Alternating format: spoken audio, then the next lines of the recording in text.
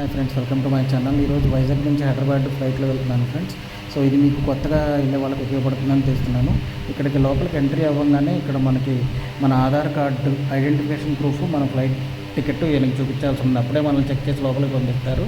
ఇది అయిన తర్వాత మన లగేజ్ ఇక్కడ స్కానింగ్ చేయించుకోవాల్సి ఉంటుంది. దాంట్లో ఏదన్నా ఉండకుండా ఉంటే వాళ్ళు చెప్పేస్తారు తీసేయమని చెప్పేసి. తర్వాత ఇక్కడ చెక్ ఇన్ పాయింట్ అంటారు. మనం బుక్ చేసుకున్న టికెట్ ప్లస్ మన లగేజ్ ఎంత అనేది వీళ్ళు చెక్ చేసి ఇక్కడ మనకి బోర్డింగ్ పాస్ అనేది ఇస్తారనమాట.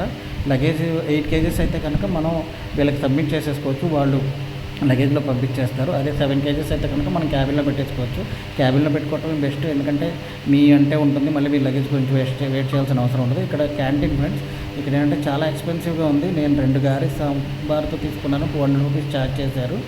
సో ఎవరన్నా మీరు ఫస్ట్ టైం ఫ్లైట్లో వెళ్తే కనుక బయటే చేసేసారని, ఎందుకంటే కొంచెం ఎక్స్పెన్సివ్గా అనిపించింది నాకు. దీని తర్వాత ఇదిగోండి లోపల ఇలా ఉంటుంది, 3 సీటింగ్స్ ఉంటుంది.